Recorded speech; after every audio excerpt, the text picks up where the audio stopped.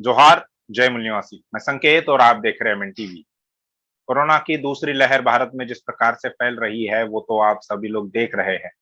हर रोज 3 से 4 लाख लोग मरीज के तौर पर मिल रहे हैं। 2 से 3 हजार लोगों की मृत्यु हर रोज हो रही है।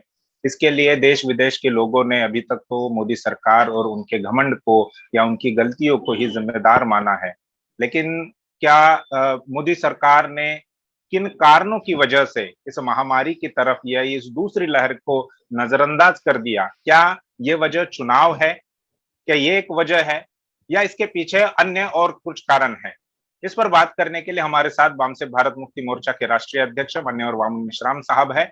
हम उनका स्वागत करते हैं एमएन टीवी पर। इसके अलावा एमएन टीवी के मुख्य संपादक माननीय कुमार काले सर भी हमारे साथ इस चर्चा में शामिल हुए हैं। मैं उनका भी स्वागत करता हूं। सबसे पहले सर, मेरा सवाल आपसे है, मिश्राम साहब से है कि ये जो कोरोना की दूसरी लहर है, इस दूसरी लहर में जैसे मैंने बताया कि 3 से 4 लाख लोग मरीज के तौर पर मिल रहे हैं, डेली 2 से 3 हजार लोगों की मौत हो रही है। इसके लिए आप किसे जिम्मेदार मानते हैं और क्यों? सबसे पहले तो मैं क्योंकि ये जो लहर है या 3 से 4 लाख का जो आंकड़ा है, जी, ये आंकड़ा राष्ट्रीय स्तर का है जी, राष्ट्रीय स्तर। कि किसी एक राज्य का नहीं है। जी, बिल्कुल। और जिस तरीके से केंद्र सरकार ने पहले लहर के दौरान इसके विरोध में स्टैंड लिया था, प्रधानमंत्री ने स्टैंड लिया था और इस मुद्दे पर पहल किया था, जी, और सबसे ज्यादा सक्रियता प्रधानमंत्री के द्वारा की गई थी। अगर प्रधानमंत्री के द्वारा की गई पहले लहर के विरोध में जो पहल थी, उसके साथ आज का व्यवहार अगर तुलना किया जाए, कंपेयर किया जाए, तो हम कह सकते हैं कि केंद्र सरकार और प्रधानमंत्री दूसरे लहर के संदर्भ में निष्क्रिय है। जी, और इसलिए इसको किसी भी दूसरे को जिम्मेदार नहीं माना जा सकता। एक राष्ट्र के तौर पर प्रधानमंत्री देश के नेता होते हैं। जी, प्रधानमंत्री भाजपा के प्रधानमंत्री नहीं होते हैं, जी, भाजपा के नेता होते हैं और देश के प्रधानमंत्री होते हैं। सभी देशवासियों के प्रधानमंत्री होते हैं। जी, बिल्कुल। इसलिए लोगों की ये उम्मीद होती है प्रधानमंत्री से कि इस राष्ट्रीय संकट की घड़ी में प्रधानमंत्री नेतृत्व देने का कार्य करे। मगर प्रधानमंत्री ने इस संकट की घड़ी में नेतृत्व करने का कार्य नहीं किया। इस वजह से केंद्र सरकार और प्रधानमंत्री मोदी इसके लिए जिम्मेदार है, जी, ऐसे मेरा मानना है। जी, बिल्कुल। जैसे आपने कहा कि बहुत एग्रेसिवली पहली लहर जब आई थी या कोरोना ने जब दस्तक दी थी मार्च के महीने में, तो बहुत एग्रेसिवली प्रधानमंत्री मोदी की तरफ से इसको लेकर पहल की गई। तुरंत ही उन्होंने 11 कमेटियों का गठन किया, जो एक एम्पावर्ड ग्रुप्स थे। 29 मार्च को उसकी घोषणा हुई, उसका गठन हुआ। तो और उसके बावजूद भी दूसरी लहर को टैकल करने में या दूसरी लहर ये पहले लहर से बहुत ज्यादा खतरनाक साबित हो रही है। अगर ये पहले ही इतना अगर जान माल का नुकसान हुआ होता, तो हम ये समझ सकते थे कि हमारा ये पहली बार ऐसा हुआ है भारत में या दुनिया में। लेकिन पिछले साल का पूरा अनुभव होने के बाद भी इस दूसरी लहर को टैकल करने में या उसको संभालने में वो जो 11 कमेटियां थी, वो भी नाकाम या जिस प्रकार से मैनेजमेंट होना चाहिए था, उस प्रकार का मैनेजमेंट नहीं हुआ। तो क्या आप ये मानते हैं कि ये प्रशासनिक विफलता भी रही है इस पूरी महामारी में, और इसके लिए भी कुछ आप किसको जिम्मेदार मानते हैं? ये जो 11 एम्पावर कमिटियां, सर्वशक्तिमान कमिटियां बनाई गई थी, जी, ये प्रधानमंत्री के नेतृत्व में बनाई गई थी। जी, पीएमओ के द्वारा वो कमेटियां बनाई गई। पीएमओ के द्वारा ये बनाई गई थी। पीएमओ जी का बिल्कुल। मतलब ये है prime minister office. Office. PMO जी। प्राइम मिनिस्टर ऑफिस के द्वारा जी। बनाई गई थी। इसका मतलब है प्रधानमंत्री के द्वारा ही बनाई गई थी ये जी। कमेटियां। जी। तो नेतृत्व करने की जिम्मेदारी प्रधानमंत्री की थी, उन कमेटियों के द्वारा कार्य करवाने की जिम्मेदारी जी। कमेटियों का काम कार्य करने का था और उनसे कार्य करवाने की जिम्मेदारी प्रधानमंत्री की थी। जब प्रधानमंत्री खुद ही निष्क्रिय है तो वो कमेटियां भी निष्क्रिय हो गई। इसलिए कमेटियों को, प्रशासनिक कमेटियों को जिम्मेदार नहीं माना जा सकता। प्रधानमंत्री खुद ही इसके लिए जिम्मेदार है। जी। जी, जैसे सर अभी मद्रास हाईकोर्ट की तरफ से ये कहा गया चुनाव आयोग को लेकर कि चुनाव आयोग इस महामारी को फैलाने के लिए जिम्मेदार है और उनके अधिकारियों पर हत्या के मुकदमे दर्ज होने चाहिए। इस प्रकार की टिप्पणी मद्रास हाईकोर्ट की तरफ से की गई। तो क्या इन 11 एम्पावर्ड कमेटियां और जो प्रधानमंत्री जो इसके लिए जिम्मेदार है, आप भी बोल रहे, देश विदेश के लोग भी इसके यही बोल रहे हैं, तो क्या उन पर भी इस प्रकार के मुकदमे दायर होने चाहिए? ऐसा भी कुछ लगता है आपको? मेरा ऐसा मानना है कि चुनाव आयोग को अभी जिम्मेदार नहीं माना जा सकता, क्योंकि चुनाव आयोग सुनील अरोड़ा के नेतृत्व में जो कार्य कर रहा था वो भारत सरकार का डिपार्टमेंट के तौर पर काम कर रहा था। जी। इसलिए उसका नेतृत्व भी प्रधानमंत्री के ही नियंत्रण में था। जी। जी। इसलिए चुनाव आयोग ने जो फैसले किए वो फैसले चुनाव आयोग के नहीं थे और प्रधानमंत्री और भारत सरकार के ही फैसले थे। और इसलिए मैं ऐसा मानता हूं कि इसके लिए भी प्रधानमंत्री ही जिम्मेदार है और चुनाव आयोग को जिम्मेदार नहीं माना जा सकता। दूसरी बात मैं ये कहना चाहता हूं जी। कि आखिरकार क्या ये कहा जाए कि प्रधानमंत्री को क्या इस बात की कल्पना नहीं थी कि WHO के द्वारा दूसरी लहर आ सकती है? इसकी वार्निंग देने के बावजूद भी जी। प्रधानमंत्री सतर्क क्यों नहीं हुए? जी। क्या हम ऐसा कह सकते हैं कि प्रधानमंत्री जानकारी के अभाव में उन्होंने ऐसा स्टैंड लिया? मेरा ऐसा मानना है कि जानकारी के अभाव में प्रधानमंत्री ने ये स्टैंड नहीं लिया, ये एक रणनीतिक स्टैंड है। सर, क्या आप इसको विस्तार से बता पाएंगे? प्रधानमंत्री खुद ये चाहते हैं कि कोरोना बढ़े, देश में कोरोना की सुनामी आ जाए, देश में कोरोना का भयंकर राष्ट्रीय संकट खड़ा हो जाए। इससे एक फायदा होगा, नरेंद्र मोदी की सरकार को फायदा होगा। क्या फायदा होगा? इससे 2019 के चुनाव में जो ईवीएम में घोटाला करके चुनाव जीता गया, उस पर से लोगों का ध्यान पूरी तरह से हटाया जा सकता है। जी। सुप्रीम कोर्ट जब कोरोना महामारी फैल जाएगी तो सुप्रीम कोर्ट ओपन कोर्ट नहीं रहेगा और जी। ईवीएम के घोटाले पर सुनवाई नहीं करेगा। ऐसा ही हुआ और सुप्रीम कोर्ट ओपन कोर्ट के तौर पर काम नहीं कर रहा है और लगभग 10% ही कोर्ट काम कर रहा है। जितने जज है वो सारे जज काम नहीं कर रहे हैं, केवल 10% जज काम कर रहे हैं, क्योंकि ये ओपन कोर्ट नहीं है। ओपन कोर्ट ना होने की वजह से जो ईवीएम घोटाले के केसेस पर हियरिंग नहीं हो रही है, ये फायदा नरेंद्र मोदी को हो रहा है। दूसरा, राफेल के केस के विरोध में जो देश में माहौल बन रहा था, जी, उसके साथ साथ वो जो जजमेंट दिया गया था रंजन गोगोई द्वारा, उसके साथ साथ जो राम मंदिर के ऊपर संविधान के विरोध में जाकर के जो फैसला रंजन गोगोई ने दिया, 5 अगस्त को उसका शिलान्यास भी हुआ। जो ईवीएम का मुद्दा है उस पर चीफ जस्टिस के द्वारा जो निर्णय दिया गया, ये 3 बड़े फैसले हैं जिनके विरोध में दोबारा केसेस गए हुए हैं और रिवीजन के केसेस है। इसके बारे में भी वो ये चाहते थे कि हीरिंग ना हो, ऐसा ही हो रहा है। ओपन कोर्ट में कोई हीरिंग हो नहीं रही है। ये एक बड़ा मामला मैं ऐसा मानता हूं कोरोना के फैलने की वजह से हो रहा है, और कोरोना के फैलने से केंद्र सरकार को फायदा हो रहा है। तो नरेंद्र मोदी के निष्क्रियता की वजह यह है कि इस पर से लोगों का ध्यान हटाया जाए।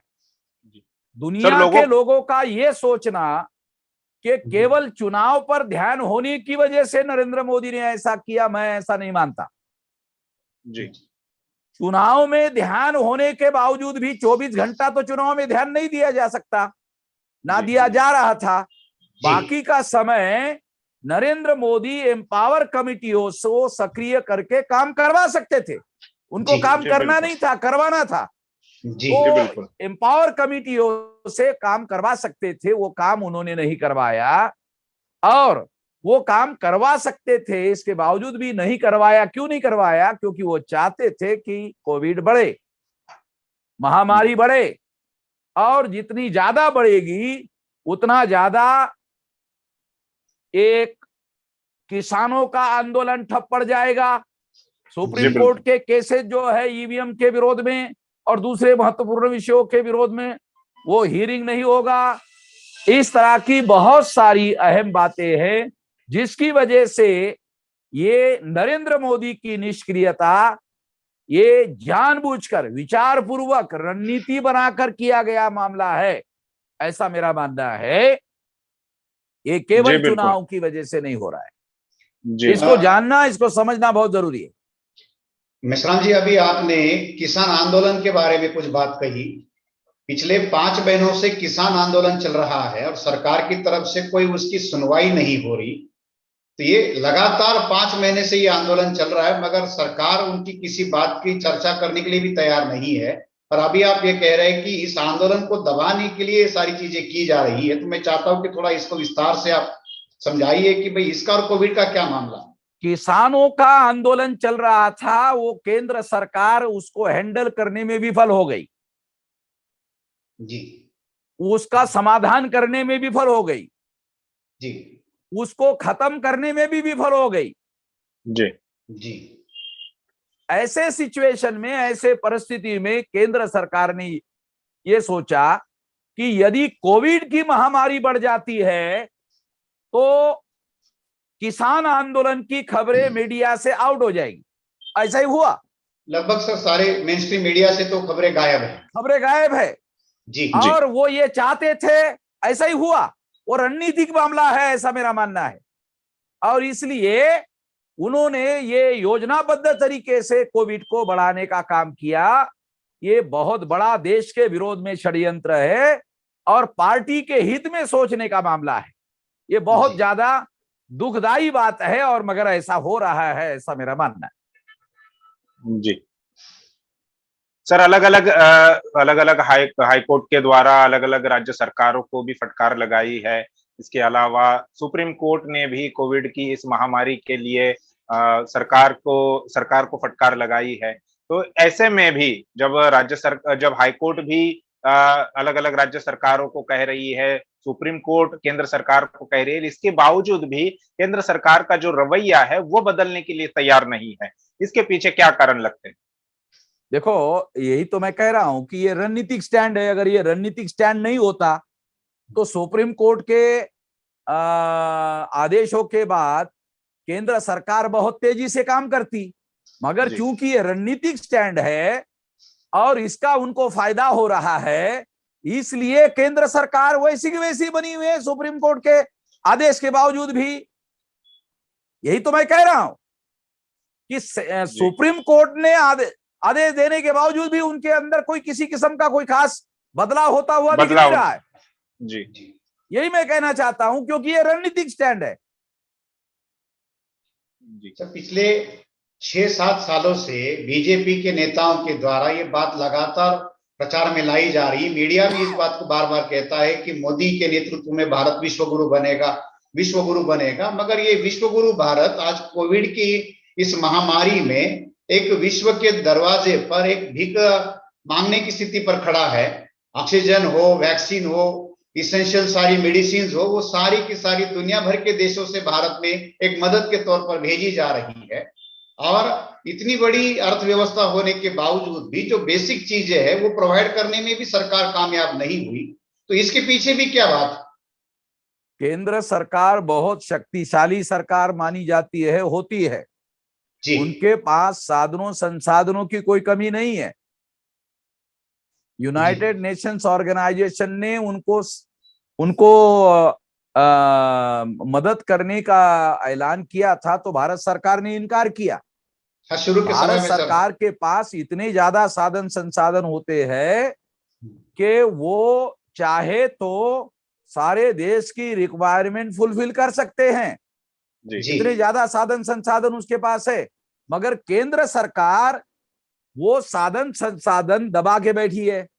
जी राज्य सरकारों का जीएसटी का जो शेयर है वो नहीं दे रही है संकट काल में। क्यों नहीं दे रही है? क्योंकि राज्य सरकारें विफल हो जाए जो तो नॉन बीजेपी स्टेट है उनको फैलेगा, जितना ज्यादा फैलेगा उतना हाहाकार मचेगा, जितना हाहाकार मचेगा उतना ज्यादा उनके जो संकट के मुद्दे हैं, उनके खिलाफ जाने वाली बातें हैं, उनके तरफ लोगों का ध्यान हट जाएगा। यही हो रहा है। सर, बीजेपी के ऊपर एक लगातार ये आरोप लगता गया, आपने भी इसको काफी बार दोहराया कि चुनाव के लिए मिलिट्री तक का इस्तेमाल किया गया। कारगिल का मामला हो या पुलवामा का मामला हो या अभी सीआरपीएफ के जवानों के ऊपर हुए हमले हो, और अब जैसे आप ये कह रहे हो कि इस बार तो सरकार को बचाने के लिए महामारी का भी सहारा लिया जा रहा है, तो क्या सरकार अपनी ही लाशों की ढेर पर अपनी सत्ता बनाना और टिकाना चाहती है? ये जो बीजेपी आरएसएस का अंध राष्ट्रवाद है, ये अंध राष्ट्रवाद की वजह से हो रहा है। सर, ये अंध राष्ट्रवाद है। कैसे सर? राष्ट्रवाद जो है इसकी वजह से पुलवामा का, इसकी वजह से मिलिट्री का, इसकी वजह से कारगिल का, और ये लोग इसी तरह से इस्तेमाल करते रहे हैं क्योंकि ये राष्ट्रवाद को हवा देने के लिए इस तरह की घटनाओं का इस्तेमाल करते रहे हैं जी और लोग भी इसको चुपचाप सुनते रहे, देखते रहे, मानते रहे हैं। ये अंध राष्ट्रवाद है, अंध भक्तों को खुश करने वाला राष्ट्रवाद है, अंध राष्ट्रवाद है। ये अंध राष्ट्र की वजह से उनके जो अंधे भगत है वो उनसे खुश होते रहते हैं। लेकिन सर, इस महामारी में तो बीजेपी के कई नेता बीजेपी जी। के कई पदाधिकारी कार्यकर्ता भी ऑक्सीजन की मांग करते हुए, हॉस्पिटल की वेंटिलेटर की मांग करते हुए दिखाई दे रहे हैं, और कुछ तो उनके एमएलए तक की हॉस्पिटल ना मिलने की वजह से, बेड ना मिलने की वजह से डेथ हुई। तो ये जो महामारी फैल रही है उसमें उनके जो अपने पार्टी के जो नेता है वो भी उसके शिकार हुए हैं। तो क्या बीजेपी अपने ही नेताओं को खत्म करके ये राजनीति कर रही है? ऐसा नहीं कहा जा सकता, मगर बीजेपी में दो लोगों का चलता है, अमित शाह, नरेंद्र मोदी, बाकी तो पार्टी है ही नहीं। कोई तीसरे आदमी का नाम दिखाई देता है जिसका कोई सुनवाई हो रही है, जिसके आवाज का कोई महत्व है? जी जी इवन भाजपा का जो राष्ट्रीय अध्यक्ष है उसका भी कोई सुनवाई है, उसकी भी कोई किसी बात का कोई वजन है? ऐसा माना जा सकता है? ऐसा तो दिखाई नहीं दे रहा है। नहीं, केवल दो आदमी है, अमित शाह और नरेंद्र मोदी जी। बाकी किसी की हिम्मत नहीं है। कोई पार्टी का नेता कुछ बोले, कोई केंद्रीय मिनिस्टर बोले, ऐसा कोई उदाहरण दिखाई नहीं दिया। तो उनके लिए तो दो ही लोग हैं बस, बाकी अगर मरते हैं, जिंदा रहते हैं, या वो तो बहुत ज्यादा महत्वपूर्ण नहीं उनके लिए। जी सर, आपने तो जैसे ज्यादा से ज्यादा शहीद का दर्जा दे देंगे। जी जी जी वे पार्टी के लिए शहीद हो गए। जी। अभी जैसे आपने कहा कि इन मुद्दों को, जैसे किसान आंदोलन हो या राफेल का मामला हो, ईवीएम का मामला हो, इसको दबाने के लिए केंद्र सरकार खुद ये चाहती है या केंद्र सरकार इस महामारी को कंट्रोल नहीं कर पा रही है, जबकि वो कंट्रोल कर सकती है, उसके अंदर इतनी क्षमता या उतने साधन उनके पास है। लेकिन इसके बावजूद भी जनता जो है वो बीजेपी के ही विरोध में जा रही है। जो सोशल मीडिया में बातें हो रही है कि महामारी को कंट्रोल नहीं कर पा रहे, तो बीजेपी के विरोध में ही तो वातावरण जा रहा है, सारा माहौल बन रहा है। तो बीजेपी अपने ही बीजेपी विरोध में के क्यों विरोध बनाने में चाहती? माहौल बन रहा है, मगर विद्रोह तो खड़ा नहीं हो रहा है। जी माहौल जा रहा है, मगर बीजेपी के विरोध में विद्रोह खड़ा नहीं हो रहा है। कांग्रेस के नेता चिदंबरम ने तो जनता को विद्रोह करने के लिए भी कहा, मगर हो नहीं रहा है। अच्छा, जी लोग तो क्या अपनी परेशानियों से जूझ रहे हैं। क्या लॉकडाउन की वजह से संगठित विरोध नहीं हो पा रहा, या लॉकडाउन इसमें कोई भूमिका निभा रहा? लॉकडाउन की वजह से नहीं, लोग जो एंगेज है, लोगों का दिमाग कोविड की वजह से एंगेज है। जी एक तो वो लोग एंगेज है जो उनको, जिनके परिवार और जिनके बहुत नजदीकी लोग जो है संक्रमित है, हॉस्पिटलाइज है या जी क्वारंटाइन है, और बाकी लोग जो है डरे हुए हैं। मीडिया इस तरह का मामला इस तरीके से उछाल रहा है, जो प्रो मोदी मीडिया है इस तरीके से माहौल बना रहा है कि राष्ट्रव्यापी भय पैदा हो गया, भय पैदा किया गया। तो इस भय की वजह से लोग जो है अपने घरों के अंदर दुबक के बैठे हुए हैं, कुछ होता हुआ दिख नहीं जी रहा है।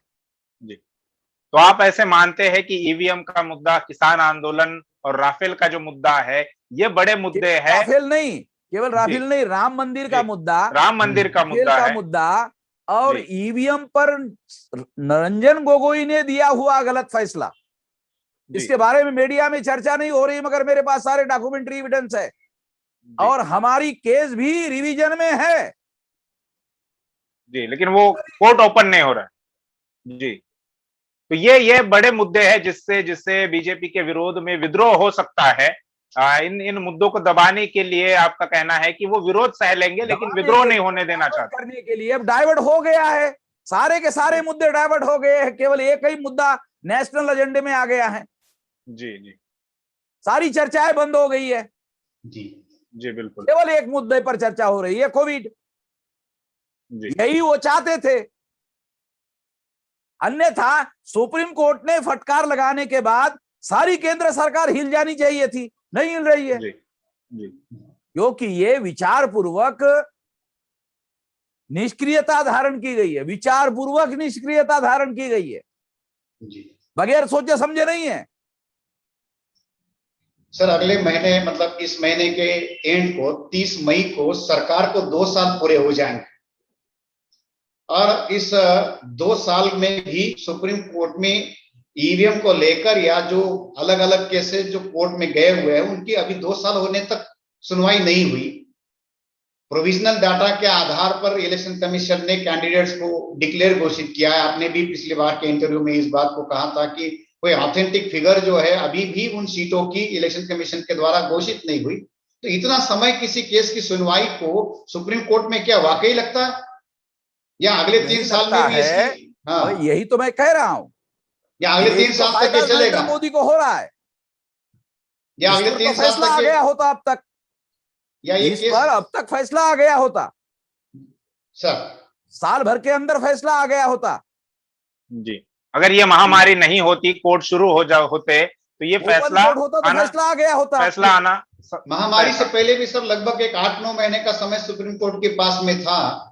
मार्च महीने में लॉकडाउन लगाया और मई में चुनाव हुए तो तुरंत कुछ संगठन जो है या अलग अलग एनजीओ जो है रिजल्ट को लेकर कोर्ट में गए थे, मगर वो चीफ जस्टिस बोबड़े जी थे, जो उनके दादा आरएसएस के ऑल इंडिया के हेड थे, ये उनका पोता चीफ जस्टिस हो गया।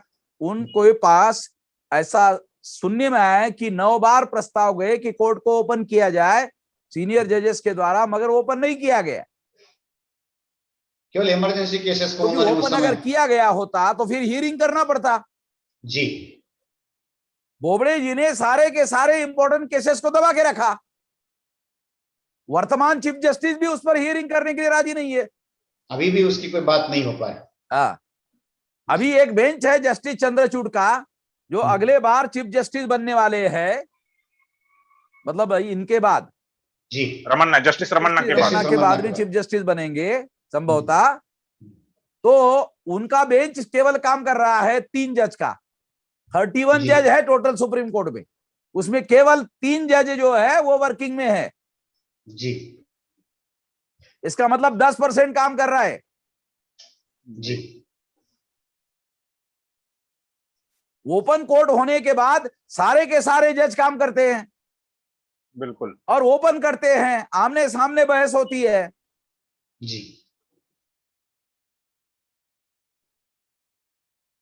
जी, तो ये थे बहुजन क्रांति मोर्चा के राष्ट्रीय संयोजक, वाम से भारत मुक्ति मोर्चा के राष्ट्रीय अध्यक्ष माननीय मोहम्मद मेश्राम साहब, जिनका ये कहना है, जिन्होंने बहुत ही संगीन और बड़े आरोप लगाए हैं कि सरकार जानबूझकर इस कोविड महामारी को नियंत्रित नहीं कर रही है, ताकि वो विरोध तो सह लेगी, विरोध जो हो रहा है वो सह लेगी, लेकिन विद्रोह के जो मुद्दे हैं, ईवीएम का मुद्दा हो, किसान आंदोलन हो, राम मंदिर का फैसला जो रंजन गोगोई द्वारा संविधान के विरोध में जाकर दिया है, राफेल का फैसला हो, ये जो विद्रोह के मुद्दे हैं, इन मुद्दों को दबाने के लिए वे जनता का विरोध सहने के लिए तैयार है, ऐसा मोहम्मद मेश्राम साहब इन्होंने कहा है। इस पर अभी आप लोगों की क्या प्रतिक्रिया है? ये जो अभी हमने चर्चा की, मोहम्मद मेश्राम साहब ने जो आपको कुछ बातें बताई है, उस पर आपकी क्या प्रतिक्रिया है? ये हमें कमेंट बॉक्स में जरूर लिखकर बताइए। यह वीडियो लाइक कीजिए और ज्यादा से ज्यादा लोगों तक, जिन लोगों को भी इस बात की इस सच्चाई का पता नहीं है, उन लोगों तक इस सच्चाई पहुंचाने के लिए इस वीडियो को ज्यादा से ज्यादा शेयर कीजिए। शुक्रिया।